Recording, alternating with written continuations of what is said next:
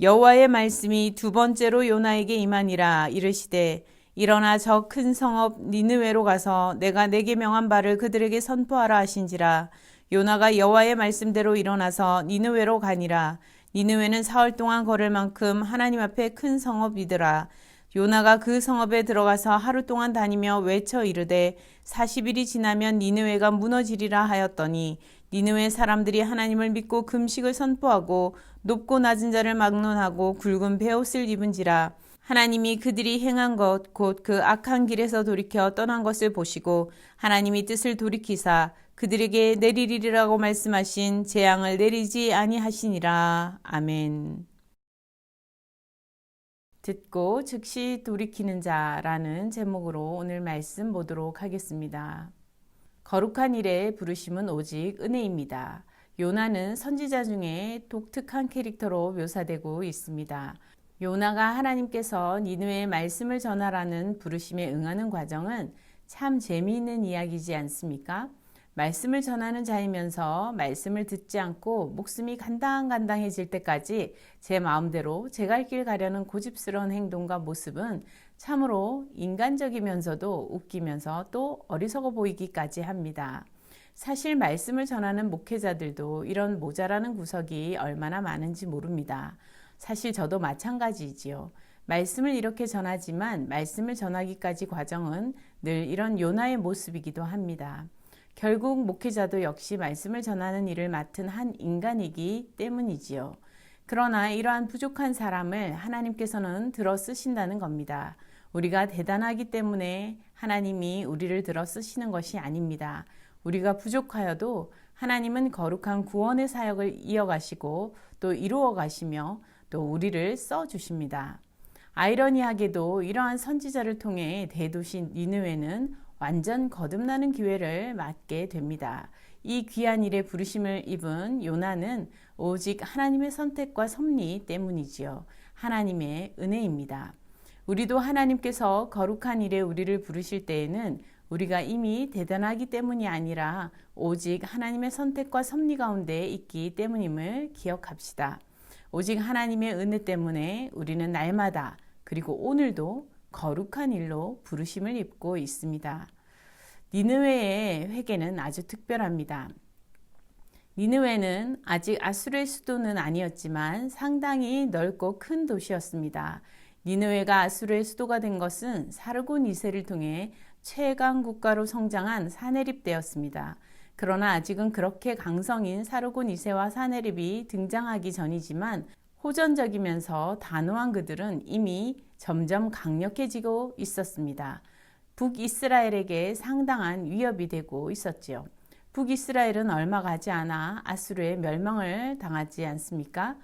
요나는 니느웨의 말씀을 전하지 않고 도망가 오히려 니느웨가 그대로 망한다면 자신의 나라 북이스라엘은 오히려 살 길이라 생각했는지도 모르겠습니다. 그러나 요나가 하나님께서 처음 말씀하실 때 듣고 따르지 않은 것은 그와 그 주변 여러 사람을 죽음 앞에까지 가게 하는 참 안타까운 일이었습니다. 하나님을 잘 알고도 하나님의 말씀에 바로 응답하지 못하는 것은 요나의 모습만은 아니지요. 하나님의 백성이어서 하나님을 아는 북이스라엘도 결국 하나님의 말씀을 따르지 않고 멸망의 길을 걸었지 않습니까? 또 엘리 집안도 마찬가지였습니다. 지난주에 어린 사무엘이 하나님의 부르심에 즉시 응답하여 나아가는 자세를 우리는 살펴보았습니다. 사무엘을 부르신 하나님께서는 제사장 엘리 집안의 멸망을 선언하셨고 제사장 엘리는 사무엘을 통해 그 말씀을 전해 듣습니다. 그러나 이스라엘의 제사장이어서 하나님을 너무도 잘 알고 믿었던 그 엘리조차 집안의 멸망 소식을 사무엘에게 전해 듣고서 아들들을 불러 모으고 함께 죄를 뒤집어 쓰고 회개하였다는 표현이 없습니다. 멸망을 코앞에 두고 있는 상황에서도 말씀을 듣고 돌이켜 하나님께 나아가는 것은 참으로 쉬운 일이 아닙니다. 그러니 니느웨의 회개는 참 특별하다 할 수 있습니다. 심지어 하나님을 모르던 니느웨가 곧 망할 지경까지 이르도록 악이 깊고도 깊었던 니느웨가 말씀을 듣고 회개하고 돌이켰다니 참으로 놀라운 회개 아닙니까? 그런데 오늘 본문에서 니느웨는 요나의 불성실한 선포에도 크게 즉시 반응하였습니다. 사흘은 좋게 다녀야 할 넓은 곳이라 하였지만 요나는 단 하루 만에 말씀을 전하고 끝을 맺습니다. 그야말로 말씀을 전한다는 신용을 한 듯 합니다. 요나가 니느웨에 말씀을 전하라시는 하나님의 말씀을 듣고 도망가다가 죽음의 문턱 앞에까지 가서 할 수 없이 회개하고 니느웨에 왔지만 아직 온 마음과 정성을 다해 말씀을 전하는 자세는 없습니다. 두 번째 하나님 말씀을 받고 니느웨의 말씀을 전할 때도 마지못해 전하는 그의 모습이 사흘길을 하루 동안 외쳤다는 표현에 잘 나타나 있습니다. 심지어 그의 메시지는 회개를 재촉하는 교훈적이고 격려해주는 따뜻한 선포는 없습니다. 사정없이 그냥 멸망을 선포합니다. 니느웨는 40일이 지나면 멸망할 거야 전하며 다녔습니다. 니느웨의 멸망을 기다리며 기대하는 요나의 마음은 4장에 잘 나타납니다. 친절함이라고는 전혀 찾아볼 수 없습니다. 배려나 사랑도 없습니다. 자신의 사명을 피할 수 없어 어쩔 수 없이 간신히 감당하며 하나님과 아직 씨름 중에 있어 보입니다. 이후에 박넝쿨 아래에서 벌레가 잎을 갉아먹을 때에 이러한 그의 마음은 쉽게 드러납니다.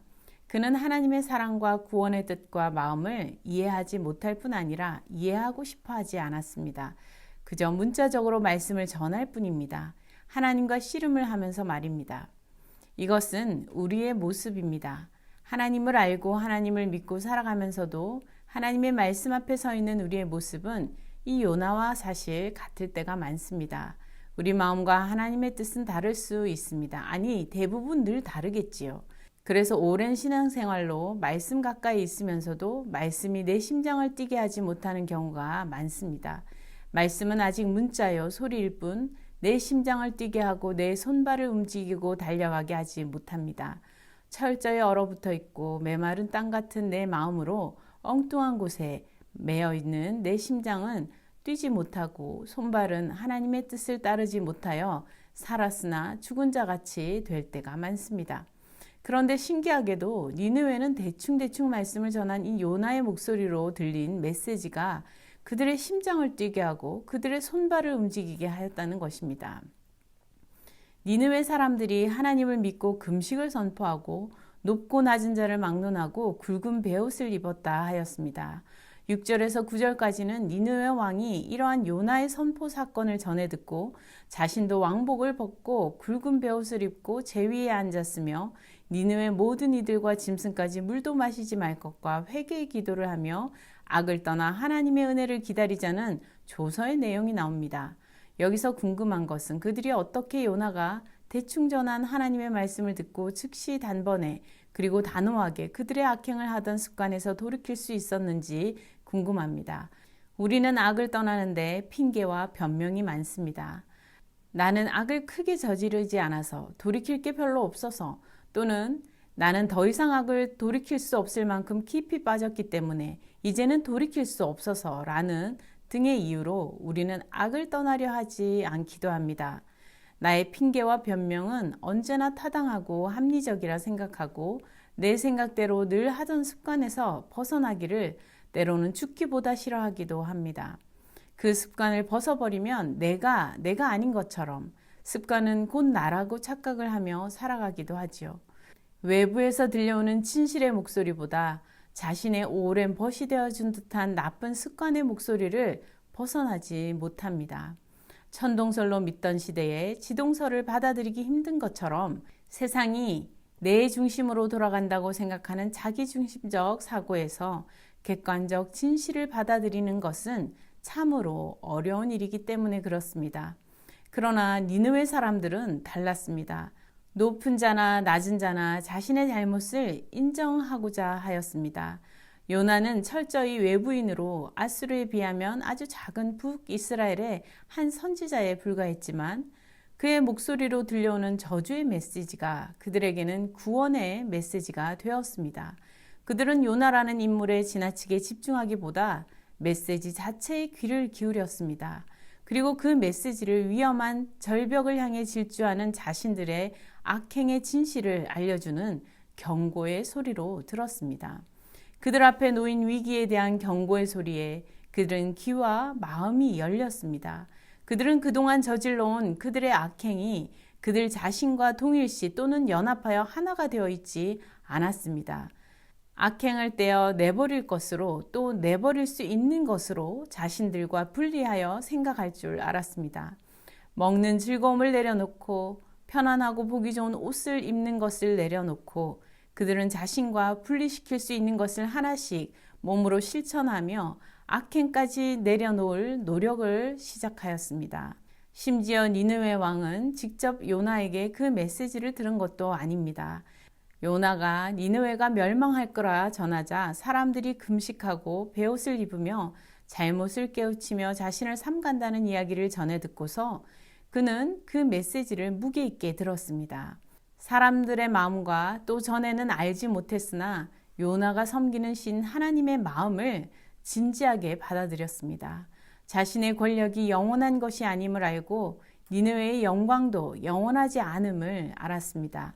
얼마든지 멸망할 수 있다는 것이 그는 현실적으로 들렸을 뿐 아니라 멸망하게 하시는 하나님께서 구원도 베푸실 수 있는 주권자임을 그는 이해하였습니다.